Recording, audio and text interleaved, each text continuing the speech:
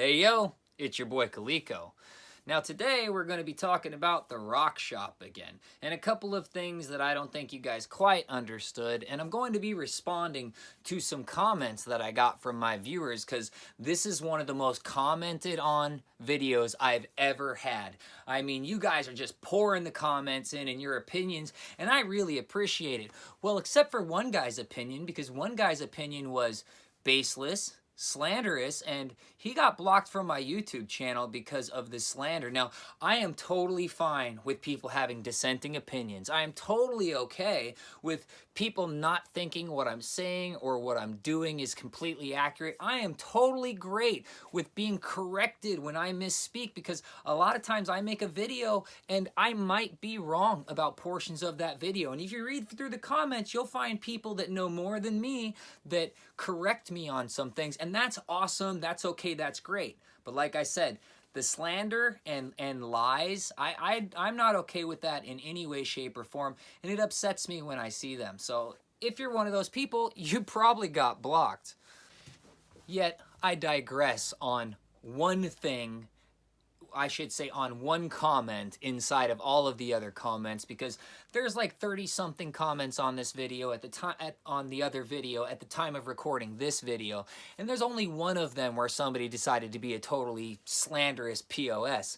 So we're not going to focus on that guy. We're going to focus on the parts that mattered. And one of the big issues that people came up with is overhead. The overhead of running a commercial business. Now, there was another comment by somebody, Chuck, I believe it was you, Chuck. There's another comment by Chuck which has a lot of really good information in it about how commercial contracts can go. What type of contracts will I be getting into? Are they going to raise the rent during high season times and stuff like that? And to answer some of those questions, no. The contract is going to be for a monthly fee, which is the best price I can find in town on a good retail spot. And the price is $1 a foot. That's what they're trying to charge me, $1 a foot per month, which is fantastic for the space. The space itself already has all the light fixtures it needs. It has everything but shelving, and it doesn't have any displays. Displays and shelving is really what I would be missing. Now, the overhead question. That was definitely a big deal and a big watch your back that everybody was into, and I completely understand that and I appreciate it. Now, the overhead is actually less than what anybody would expect. Pretty much, I can get into a 500 square foot unit for a total price of about $800 a month, and that includes my insurance, my workers' comp, and the rent, the power, and the water. Now, that's during regular seasons like right now during the winter, which the high season down here is actually during the summer, because this area is a huge vacation spot. In the summer, the utilities are going to go up. The utilities will almost double when it comes to summertime, and that's because of air conditioning. It's really hot in this area of the country during the summer, and the air conditioning will double the price of the electricity. Sometimes it'll even drive it up more than double, depending on how much air conditioning that is used. Now, this space I would be leasing, like I said, is a small boutique compared to other shops and stores inside of this mall. The majority of the mall has shops in it. I would say there's probably 15% is empty inside this mall, yet it's going to be more like 10% is empty, because there are 4 more new shops that are going to be open just after the first of the year. There are other people that are coming in just after the first of the year to fill up some of these shops, and I'll have video of that inside of this. One of the things I don't think that I've really explained well enough is that as I'm going through this divorce, I end up with nothing except for the clothes on my back and the stuff that is legitimately mine. Because my wife has been the breadwinner our whole relationship. The house is hers. Most of the money is hers. Everything around the house and cars are hers. I'm not the type of person that expects to take any of that stuff with me. So I need a place where I can work at all. I need a place where I can make videos. I need a place where I can do internet sales.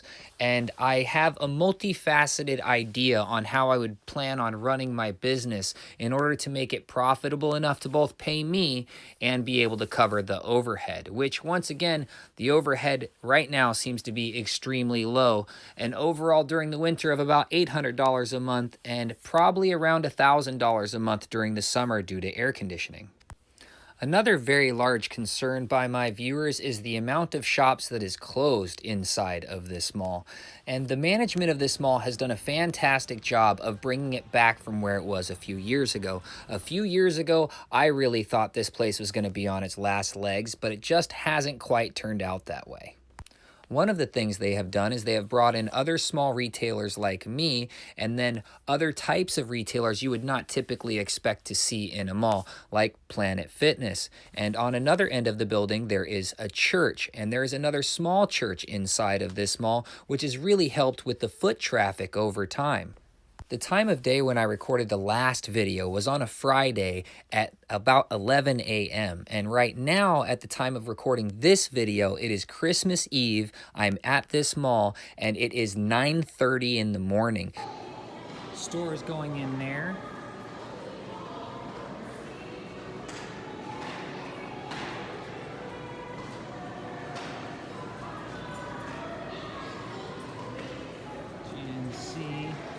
There's going to be a new store going in there. One thing I don't think some of you guys got at the last video was that these things right here mean that there's actually a new shop opening up in there. They don't have the blockers up when it's completely empty and it's ready to be leased. So if it's ready to be leased, there are none of these. Yet if it's already been leased and there's going to be a new shop opening up there, then they have these blockers up. So the reality is that there are a bunch of new retailers coming into this mall. I would like to be one of them because the price I'm being offered is really, really worth it. What I do need to find out is a couple more of the overhead things, which I'm gonna find that out today. So would it also change your mind if I were to tell you that right now the YouTube channel makes 50% with just the videos I've been doing recently and what's already been up over the last couple years, makes 50% of the rent needed for that shop. 50%. So, I mean, I'm pretty much already there, and if I were to actually start pumping out videos that you guys like to watch, it's very possible that the YouTube videos themselves could pay for the rent of the store. Maybe not the power, but definitely for the rent. Once again, this is what the empty shops look like.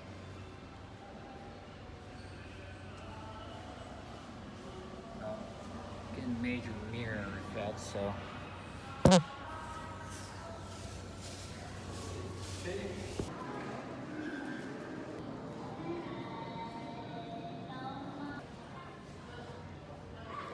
Now this is the door of the empty Sears, but the word is that she's already got some sort of anchor store that's going to be coming in. I don't know who it's going to be because I don't get that kind of information, but I've been told that there is an anchor store going into the Sears spot here relatively soon. Now this is what an empty store looks like here. So that any potential renter, leaser can see exactly what's inside. For stores that are about to be filled, they block the entrance so that you can't see inside.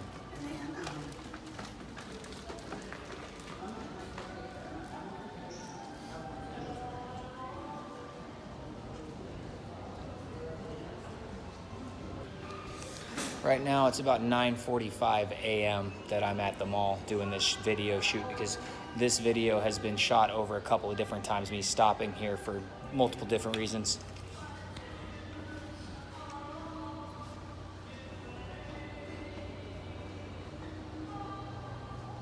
And here we have another shop that is not planning on being leased right now at this time. And you can see that the mall staff leaves it completely open so that if somebody else was interested in leasing it, they can sort of game plan in their mind and see if the space might fit them the way it is.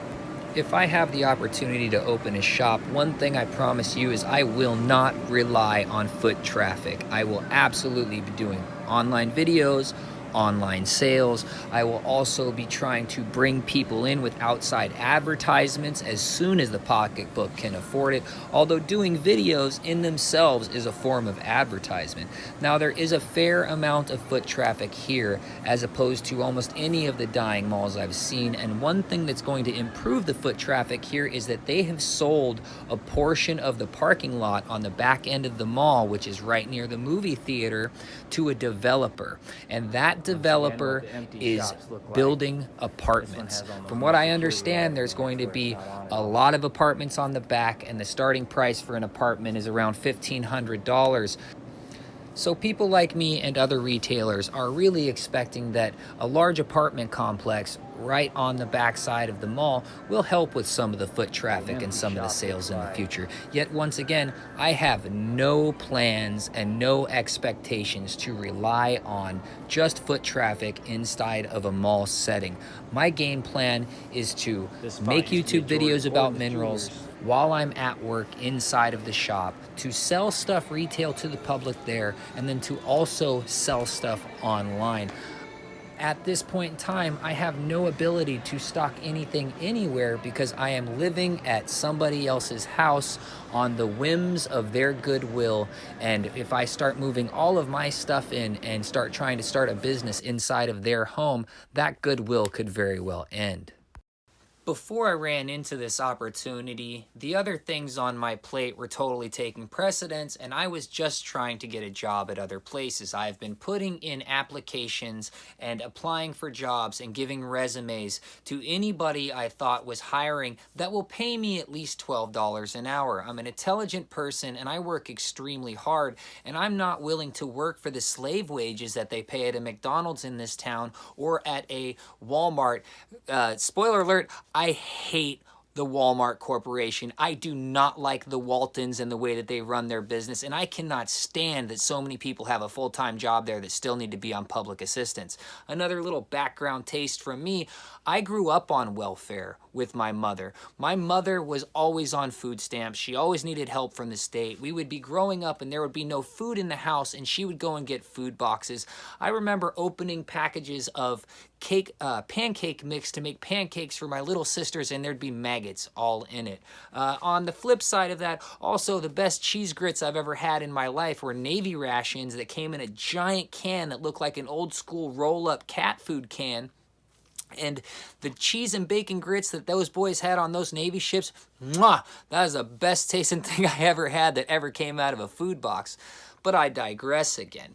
My whole point is that I read all of your comments, I see all of your comments, and I really appreciate the comments on the last video about this thing right here.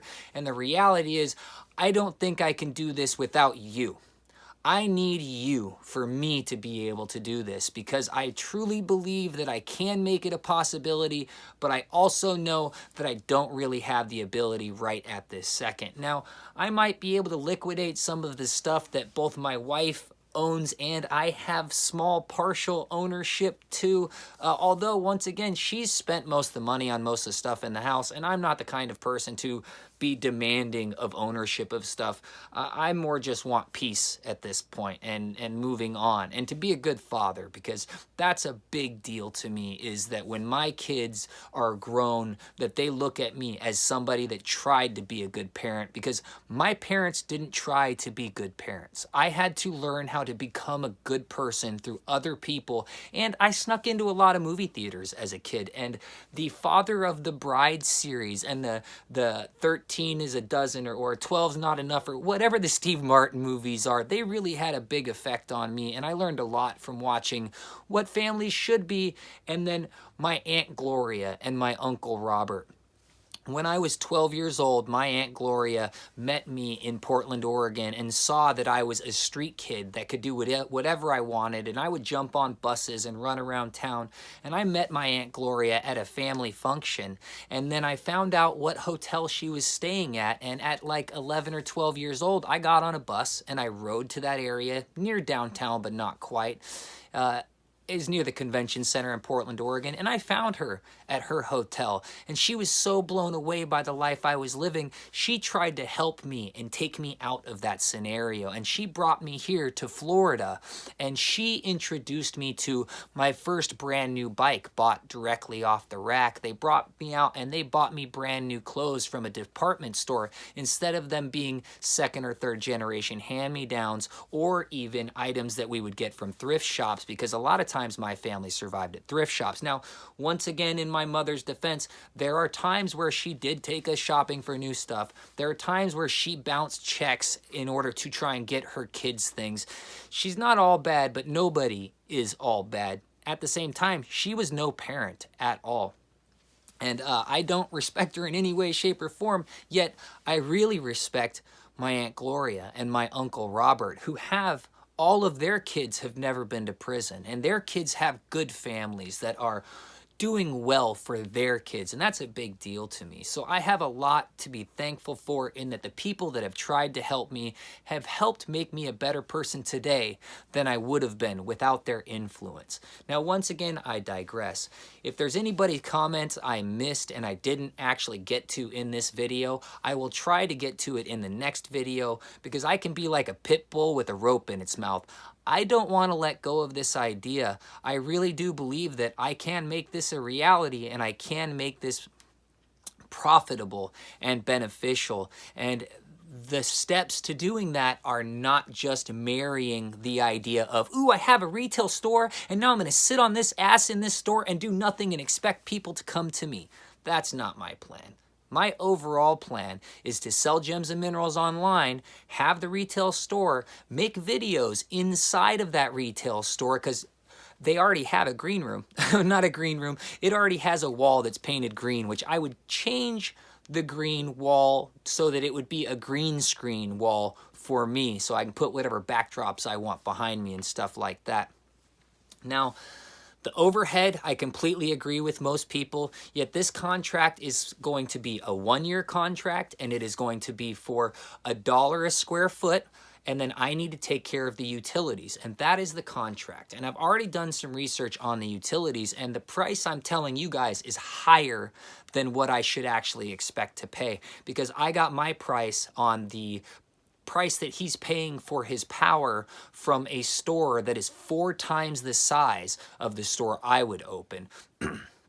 It is a children's style place, and he does a lot of not-for-profit work for education of younger children and stuff like that. It's a really cool spot where they have like music and Play-Doh stuff, and it reminds me of like a children's museum, except for he's not charging any of the local families that bring their kids there to have fun. Once again, that improves foot traffic. So I think that this is a possibility, and one of the other things I missed that I want to do too is I want to offer treasure bags. I want to offer people the opportunity to actually find a real piece of treasure, like a Montana Sapphire or a red Oregon Sunstone.